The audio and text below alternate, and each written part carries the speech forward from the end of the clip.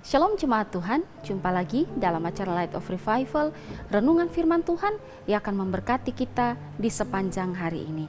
Firman Tuhan bagi kita terambil di dalam Yohanes pasal ke-11 ayat yang ke-34 hingga ayat yang ke-36. Ketika Yesus melihat Maria menangis dan juga orang-orang Yahudi yang datang bersama-sama dia, maka masygulah hatinya. Ia sangat terharu dan berkata, "Di manakah dia kamu baringkan?" Jawab mereka, "Tuhan, marilah dan lihatlah." Maka menangislah Yesus. Kata orang-orang Yahudi, "Lihatlah betapa kasihnya kepadanya." Bersyukurlah bahwa Yesus peduli. Jemaat Tuhan yang terkasih, kehilangan orang-orang terkasih dalam hidup kita tentu membuat kita bersedih dan membuat kita menangis. Hal ini adalah sesuatu yang sangat wajar dalam hidup ini. Seperti teks yang kita baca tadi menceritakan tentang Maria dan Marta yang begitu bersedih karena mereka kehilangan saudara laki-laki mereka, yaitu Lazarus yang telah meninggal dunia. Saat Yesus datang mengunjungi Maria dan Marta, Yesus mendapati bahwa Lazarus telah mati dan dikubur selama 4 hari. Dan ketika Yesus melihat Maria dan orang-orang Yahudi menangis saat itu, maka dikatakan masygulah hati Yesus atau menangislah Yesus. Pertanyaannya, mengapa Yesus menangis?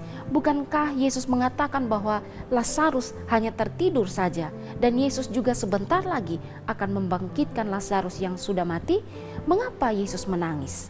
Di sini kita bisa melihat bahwa Yesus menangis bukan hanya karena dia mengasihi Lazarus, tapi Yesus menangis karena Yesus juga turut merasakan apa yang dirasakan oleh Maria, Marta, dan orang-orang Yahudi yang hadir pada saat itu, yang mengalami rasa duka cita karena kehilangan orang yang mereka kasihi.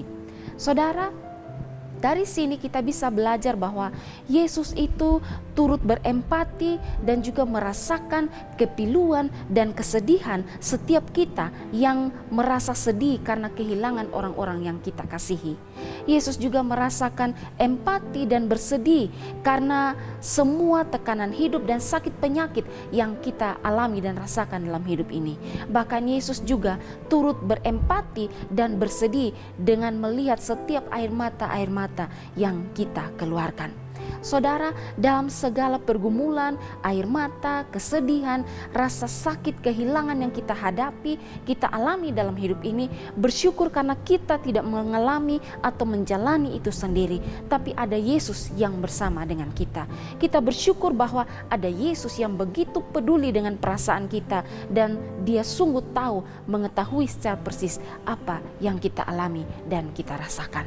Dalam hal ini juga kita bisa belajar bahwa Yesus mengajarkan kepada kita untuk mau lebih peduli dan berempati dengan orang-orang sekitar kita, dengan saudara-saudara kita yang mengalami kesedihan ataupun yang mengalami beban dalam hidup mereka. Karena itu saudara, pagi ini mungkin ada di antara kita yang mengalami persoalan hidup, bersedih, berduka karena kehilangan orang-orang yang terkasih, mengalami kesedihan karena sakit penyakit dalam diri kita yang tidak kunjung sembuh.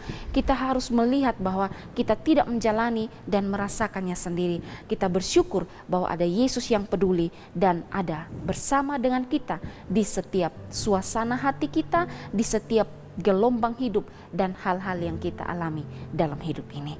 Kiranya firman Tuhan pagi ini dapat memberkati kita. Amin. Mari kita berdoa. Tuhan, kami bersyukur karena Engkau Allah yang mengasihi kami. Kami bersyukur karena Engkau begitu peduli dengan kami, dengan segala apa yang kami alami dalam hidup ini.